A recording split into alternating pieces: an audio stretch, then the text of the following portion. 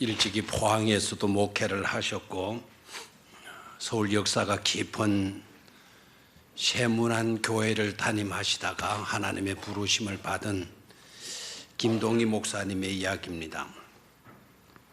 목사님께서 초등학교 1학년 때 소풍을 갔는데 그 당시에는 소풍을 가게 되면 부모님들도 다 따라가고 심지어 동네 어른들도 함께 소풍을 따라갔다고 합니다.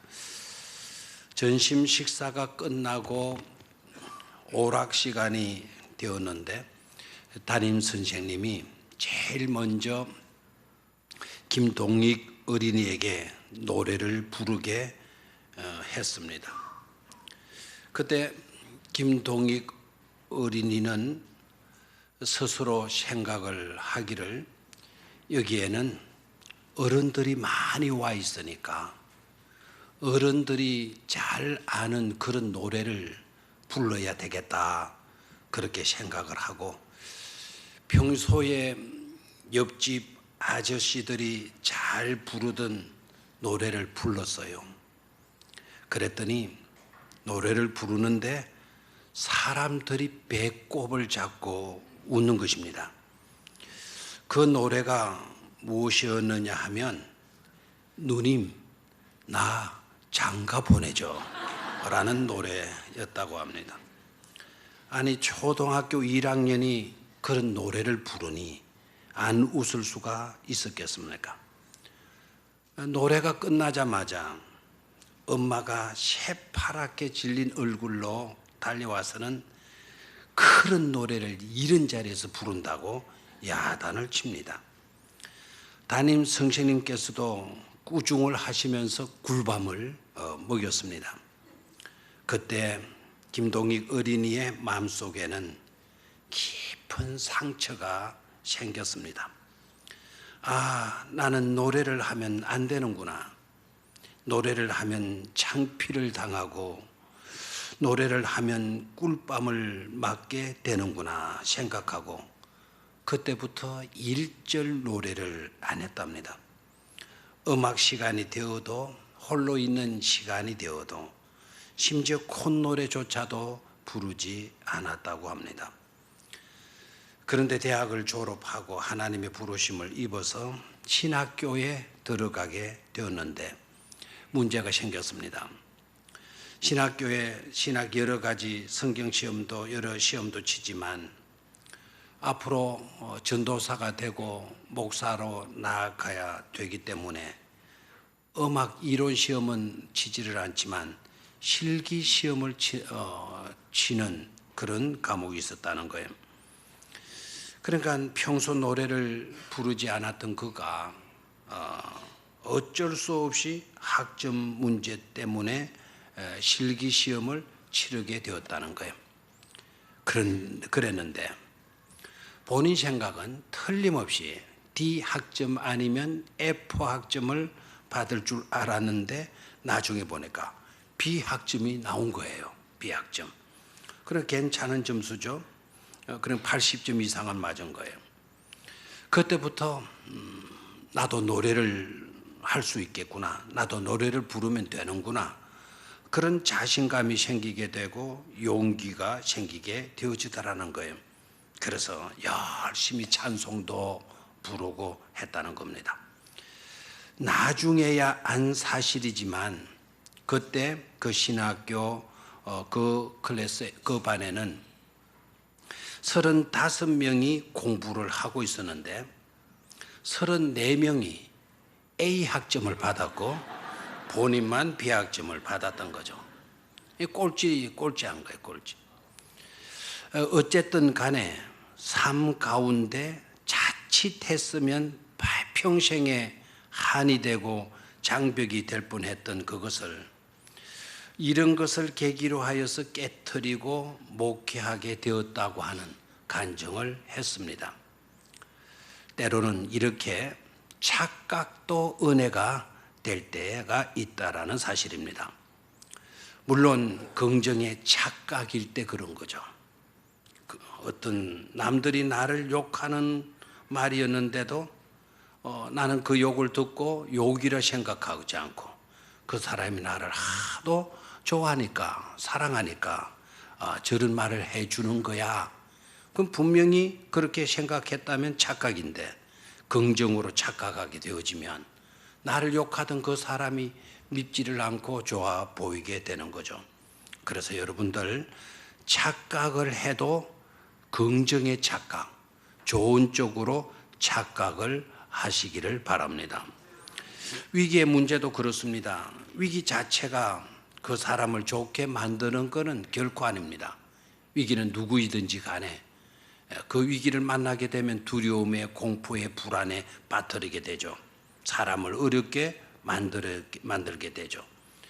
그런데 그런 위기이지만 그런 위기에 우리가 긍정의 반응을 하게 된다면 그 위기가 우리에게 오히려 유익이 되고 큰 도움이 되어지는 그런 것이 되어지는 것 아닙니까? 길을 잃었기 때문에 복된 것이 아닙니다. 길을 잃었기 때문에 오히려 새로운 길을 찾았다면 그것은 오히려 은혜가 되고 복이 되는 것이죠. 잘 다니던 회사에서 쫓겨났다. 또 그래서 또 명퇴를 하게 되었다. 그것 자체는 틀림없이 기쁨이고 보람이고 즐거움이고 행복이지는 않을 겁니다. 잘 다니던 회사에서 쫓겨났다. 그래서 실직하게 되어졌다. 불행이죠. 그러나 잘 다니던 회사에서 쫓겨난 일로 더 좋은 새로운 직장을 만나게 되었고 그 직장을 다니게 되어졌다면 그것은 은혜이고 복된 것 아니겠습니까?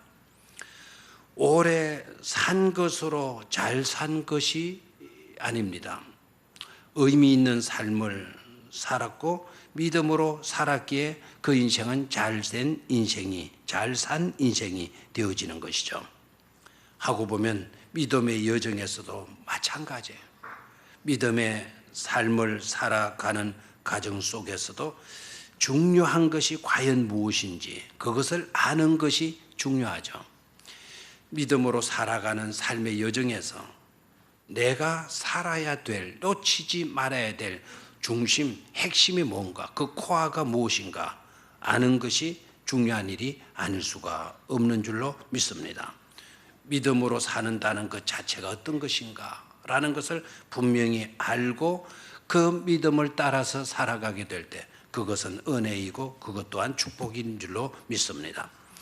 믿음의 여정에서 정말 중요한 것, 믿음의 여정에서 정말 아름다운 삶의 요소는 첫 번째로 하나님의 부르심을 받아들이는 것입니다. 하나님의 뜻하심을 받아들이는 거죠. 한번 따라하시기를 바랍니다. 하나님의 뜻하심을 받아들이는 것이다. 하나님의 부르심에 우리가 응답하고 사는 거예요. 하나님께서 심심해서 우리를 부르신 것은 아니지 않겠습니까? 의미 없이 그냥 한번 불러봤어 라는 그런 부름으로 우리를 부르신 것은 아닐 것 아닙니까? 하나님의 부르심에는 반드시 그 속에 하나님의 뜻하심이 있었기 때문에 우리들을 불러주신 줄로 믿습니다. 그 뜻하심을 받아들이고 살아가는 것, 믿음의 여정에서 너무나도 중요한 요소가 아닐 수가 없는 것입니다. 하나님이 일찍이 아브라함을 부르셨어요. 75세 때에 하나님이 아브라함을 부르셨어요. 그리고 아브라함이 그 부르심에 응답합니다. 자, 75세가 되어졌음에도 불구하고 하나님이 그를 부르셨다라는 것은 75세 된 사람에게도 하나님이 뜻하시는 것이 있었다라는 것이죠. 그리고 아브라함이 그 부르심에 응답을 해요. 사랑하는 우리 연세가 드신 어르신들, 75세가 되어도 하나님이 우리를 부르실 수 있다라는 것, 우리를 향하여서도 하나님이 뜻하시는 바가 있을 수 있다라는 것, 그거 잊지 마시기를 축원합니다. 75세가 된 아브라함을 하나님이 부르셔요. 그리고 아브라함이 그 부르심에 응답하는 것으로 나타나고 있는데 아브라함이 쉽게 응답하고 쉽게 결단하고 쉽게 하나님의 뜻하심을 받아들인 것으로 여겨서는 안 될 겁니다. 그 당시 갈대아 우르 아브라함이 떠났던 하나님의 부르심을 받고 하나님의 뜻하심이 있을 것이다라고 하는 것을 깨닫고 아브라함이 응답을 하게 되는데, 갈대아와 우르, 그가 떠났던 갈대아 우르라고 하는 도시는 어떤 도시였는가 하니까 당대의 가장 큰 도시 중에 하나였다라는 거예요. 그 당시에 25만 명 되는 인구가 사는 도시였다라는 거예요. 25만이면 지금 꼭 경주 시민들이 되는 거죠. 경주만큼의 큰 도시였다라는 거예요. 지금의 경주야 뭐 소도시에 속할는지 모르겠습니다만은 지금부터 4천년 전에 주전 2000년의 사람이 아브라함 아닙니까? 그러니까 주전 2000년이니까 지금 주후 2000년대를 우리가 달리고 있죠. 주전 4000년 전에 25만 명이 모여서 사는 도시였다라고 하면 굉장히 큰 도시였죠. 굉장히 큰 도시였다라고 하는 것이 무엇을 의미하는 거죠? 그만큼 살기가 좋은 곳이었다. 그만큼 발달된 도시였다라는 것을 의미하지 않겠습니까? 그래서 갈대아 우르라고 하는 도시는 상업이 중심이었고 수학이 발달되었고 천문학이 발달되었고 철학이 발달된 도시로 사람들이 너나 할 것 없이 그곳으로 이주해 가기를 바랐던 것입니다. 살고 싶은 도시, 가고 싶은 도시였다라는 거죠. 그런데 아브라함은 하나님의 부르심이 있자 오히려 그런 곳을 떠나고 말지 않습니까? 그것도 갈 곳조차도 모른 채 떠납니다. 아무런 계획도 없이 무작정 정처 없이 그냥 떠나게 되어집니다. 쉬웠겠어요? 이번에 저희들이 러시아와 북유럽, 핀란드와 스웨덴을 다녀왔지만 그냥 무턱대고 간 게 아닙니다. 언제 출발할 것이고, 그리고 러시아에는 몇 일을 묵을 것이고, 핀란드에는 몇 박을 자고, 스웨덴은 몇 박을 잘 것인지, 언제 출발하고 언제 돌아올 것인지, 그리고 우리가 일정을 어떻게 할 것인지 모든 것을 계획하고 떠납니다. 그리고 계획한 대로 지내고 계획한 대로 돌아왔습니다. 그런데 아브라함은 그런 것이 아니었어요. 출발은 있었지만, 떠남은 있었지만 목적지 없었어요. 행선지도 몰라요. 그리고 다시 돌아온다라고 하는 그런 기약도 없습니다. 앞날에 대해 아는 것은 전혀 없었어요. 그 어떤 것도 아는 것이 없었어요. 하나님의 약속하신 땅인지 어디가 그런 땅인지 확인할 수 있는 그런 방법도 없었습니다. 사람들은 잘 나가던 아브라함이 그런 결단을 하고 떠나는 것을 보고 심각한 착각을 일으켰다고 쑥덕거렸을는지도 모릅니다. 아마 정신 이상이 생긴 게 아니냐, 정신에 문제가 생긴 것 아니냐라고 말하는 자도 있었을 것입니다. 그러나 여러분, 아브라함은 정신 이상이 되어져서 그런 것도 아니고, 아브라함은 바보고 어리석고 하기 때문에 그런 결정을 하고 행동한 것이 아니라, 아브라함은 삶에 있어서 핵심을 놓치지 않았다라는 사실이에요. 삶에 있어서 중심 핵심은 바로 뭡니까? 하나님께서 나를 부르셨다. 나를 부르신 분이 하나님이시다라고 하는 그건, 그리고 하나님께서 나를 부르셨을 때에는 나를 통해서 이루고자 하시는 뜻하심이 있었다라는 그것 자체, 그 자체만으로도 아브라함은 족하게 여길 줄 아는 그런 사람이었다라는 것이죠. 내 뜻이 있어요. 내 계획이 있어요. 내가 고집하고 내가 집착하는 그런 점도 있을 수 있어요. 그러나 그런 것을 우선하기보다 나를 부르신 분이 하나님이시다. 하나님이 나를 부르셨을 때에는 반드시 하나님께서 이루고자 하시는 뜻하심이 있을 것이다. 그것 자체를 놓치지 않고 있던 아브라함. 그렇기 때문에 믿음으로 하나님의 부르심에 순종하며 따를 수 있었는 줄로 믿습니다. 믿음의 여정에 있어서 가장 중요한 요소가 바로 무엇이겠습니까? 나를 향한 하나님의 부르심이 있었다. 하나님의 부르심이 있었다면 그 부르심에는 뜻하심이 있을 것이다 라고 믿고 그 믿음으로 나아가는 여정이 가장 아름답고 복된 믿음의 여정인 줄로 믿습니다. 두 번째로 믿음의 여정에서 아름다운 요소는 어떤 것인가? 하나님의 약속만을 붙들고 나아가는 것입니다. 한번 따라 하시기를 바라요. 하나님의 약속만을 붙들고 나아가는 삶입니다. 뭐만을 붙들고 나아가는 삶? 하나님의 약속만을 붙들고 나아가는 삶. 그게 믿음의 여정의 삶의 아름다운 모습이다라는 거예요. 아브라함이 약속의 땅에 도착을 합니다. 아브라함이 약속의 땅에 도착을 하지만 정말 아이러니한 일들이 펼쳐지게 돼요.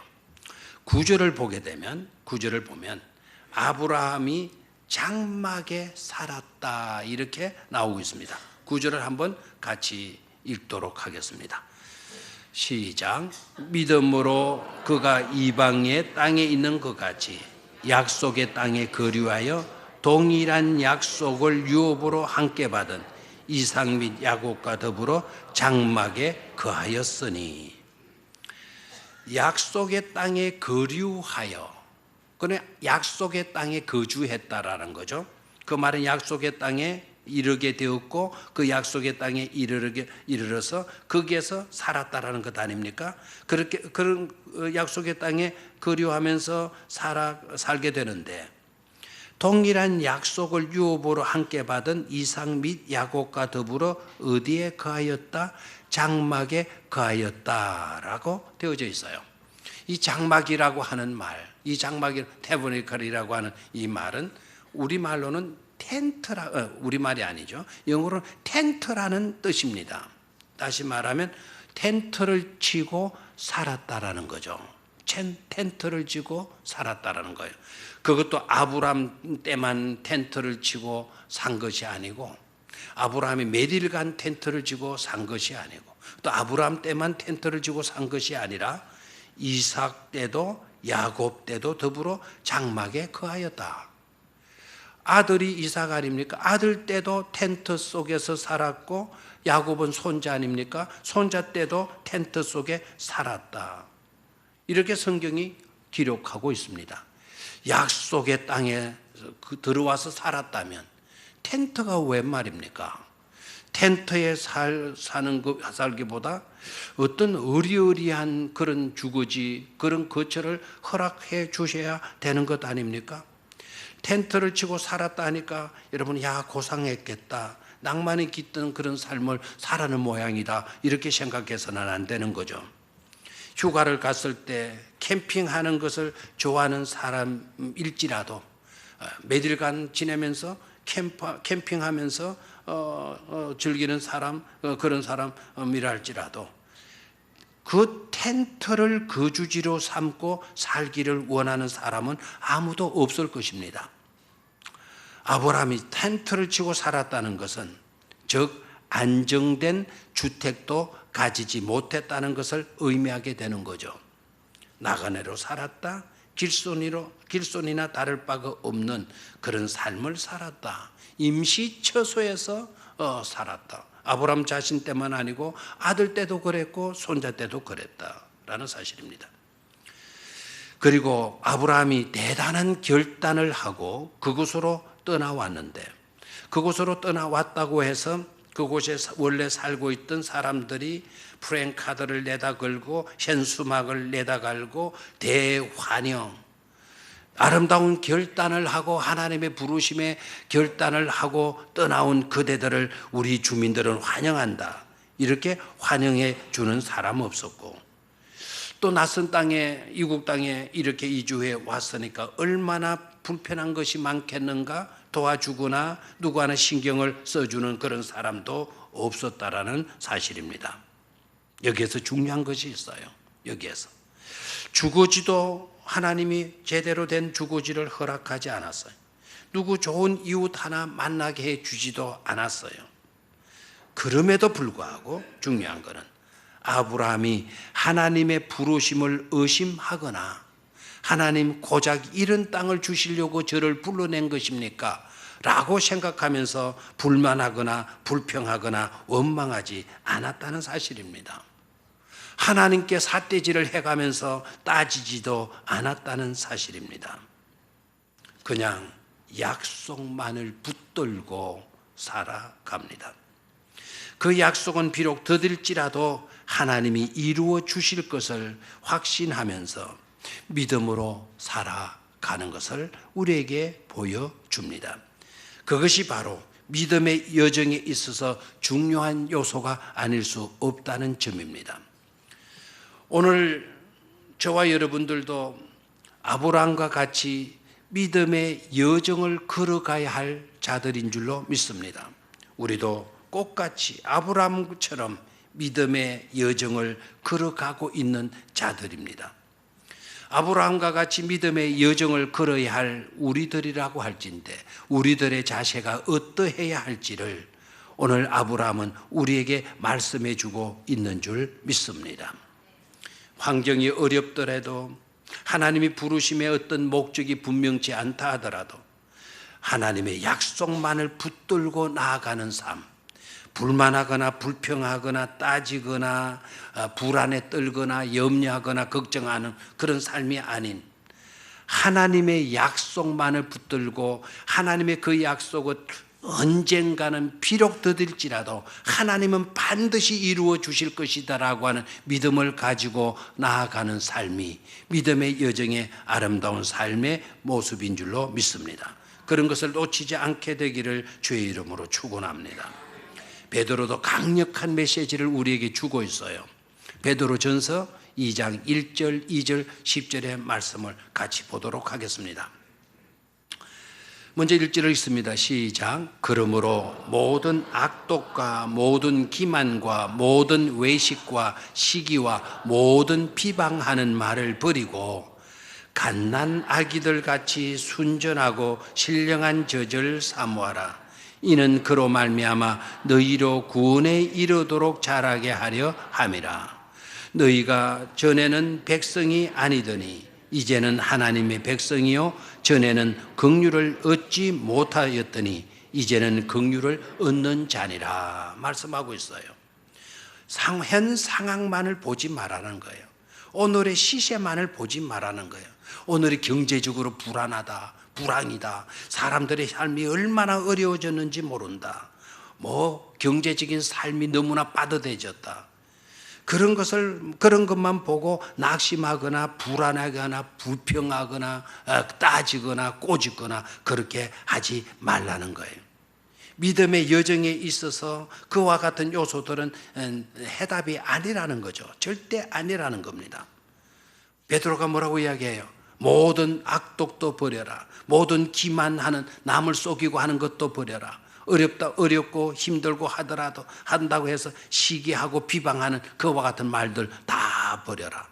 갓난 아기들 같이 순전하고 신령한 젖을 사모해라. 그래서 순전한 마음으로, 어린 아이들이 다른 것 원합니까? 어린 아이들이 불고기 원합니까? 어린 아이들이 치즈를 원합니까? 어린 아이들이 햄버거를 원합니까? 어린 아이들은 그런 거 다 필요, 엄마 젖만을 사모하게 되는 거예요. 믿음의 사람, 믿음의 여정을 살아가는 사람들은 하나님의 약속만을 붙들고 하나님의 약속만을 사모하며 살아가라는 겁니다. 너희가 전에는 백성이 아니더니 이제는 하나님의 백성이다. 전에는 너희들이 긍휼을 얻지 못하였더니 이제는 긍휼을 얻은 자가 아니냐는 거예요. 하나님의 긍휼을 얻는 자이다. 힘들고 어렵더라도, 경제적인 불황이라 하더라도, 형편이 어렵더라도 저와 여러분들은 하나님의 긍휼을 입고 얻는 그런 삶이라고 한다면 염려 없는 것 아닙니까? 문제되는 것 없지 않습니까? 하나님의 약속만을 붙들고 나아가는 믿음의 여정이 되어지기를 주의 이름으로 축원합니다. 마지막 세 번째는 믿음의 여정에서 중요한 것은 하나님께서 설계하시고 지으실 성에서 그 성을 바라보며 그 성에서 눈을 떼지 않는 것입니다. 길더라도 한번 따라 해보는 것이 낫겠죠. 따라하기가 힘들면 같이 한번 읽어볼까요? 시작. 하나님께서 설계하시고 지으실 성에서 눈을 떼지 않는 것입니다. 믿음의 유정에서 중요한 요소 중에 또 하나입니다. 아브라함은 믿고 있었어요. 하나님의 부르심은 반드시 나로 하여금 복된 것으로 이어가게 해 주실 것이다라는 거예요. 나를 통하여 만민들이 복을 받게 해 주신다는 약속이 있었기 때문에 언젠가는 하나님이 나를 복되게 하시고 복되게 하신 나를 통하여 만민들이 복을 받게 될 것이라고 하는 그런 믿음을 아브라함은 갖고 있었던 것입니다. 아브라함의 시선은 아름다운 도시 우르에 머물지 않고 아브라함의 시선은 그 발달된 우르를 향하고 있는 것이 아니라 하나님의 나라, 하나님의 나라에 지어질 그 성을 바라보고 있었다는 사실이죠. 10절을 같이 읽습니다. 10절 시작. 이는 그가 하나님이 계획하시고 지으실 터가 있는 성을 바랐음이라 말씀하고 있습니다. 아브라함의 시선이 지금 어디에 가 있습니까? 하나님이 계획하시고, 이 계획하신다는 말은 하나님이 플래닝 하시고, 물론 계획을 세우신 건데 설계라고 하는 말도 돼요. 하나님이 설계하시고 지으실 터가 있는 뭐를 바라보았습니다. 성을 바랐음이니라 말씀을 하고 있습니다. 자신의 모든 것, 자신의 사업, 자신의 친구, 자신의 가졌던 취미, 이 모든 것을 버릴 수 있었던 것도, 그리고 그 발달된 도시 우르를 떠날 수 있었던 것도, 아무것도 없는 불편함과 어려움 속에서도 불평하거나 불안해하지 않을 수 있었던 것도 하늘에 지어질 그 성에서 눈을 떼지 않았기 때문이라는 사실이에요. 아브라함이 착각한 것 아닙니다. 아브라함이 정신 이상에 걸려가지고 그런 행동을 하고 있는 것이 아닙니다. 믿음의 여정의 삶이 어떠해야 될 것인지를 그는 알았기 때문에 믿음으로 시작해서 믿음으로 나아가는 삶의 모습을 취하게 된 것인 줄로 믿습니다. 저와 여러분들이 이와 같은 요소들을 닮아야 될 줄로 믿습니다. 하나님의 부르심의 아름다운 판단, 계산을 우선하지 말고 전적으로 순종하며 나아갈 수 있기를 축원합니다. 우리들의 판단을 우선하지 마십시오. 우리들의 계산을 우선하지 마십시오. 우리들의 생각을 주장하지 마십시오. 하나님의 뜻하심이 있을 것이다. 하나님의 부르심에는 뜻하신 것이 있을 것이다. 그것을 믿고 전적으로 순종하며 나아가는 성도들이 되시기를 축원합니다. 오늘 상황이 어렵습니다. 경제가 어렵습니다. 형편들이 어려워졌습니다. 그 형편들만 바라보면서 따지고 원망하고 불평하고 그런 삶을 사는 믿음의 성도들의 삶이 아니라 하나님의 약속만을 붙들고, 오늘은 어려울지라도 하나님의 약속은 그 언젠가는 이루어지게 될 것이다라고 하는 그런 약속만을 붙들고 믿음의 여정을 걸어가는 성도들이 되셔야 될 줄로 믿습니다. 아무리 화려한 집을 지었다 하더라도 그곳에 여러분 우리의 시선이 뺏겨서는 안 될 줄로 믿습니다. 러시아에 가서 좋은 것도 많이 봤지만 특히 왕들이 살았던 왕궁들을 봤어요. 돌아오는 시간에도 비행기 시간이 밤 11시에 출발이 되기 때문에 공항에 8시까지 들어가면 되니까 그 남는 시간에 그 푸시킨 도시를 방문을 했고, 그 푸시킨 도시에 가니까 여왕의 궁전인가, 그 여왕 이름은 제가 잘 모르겠습니다. 나중에 어기 집사님한테 물어보시기를 바랍니다.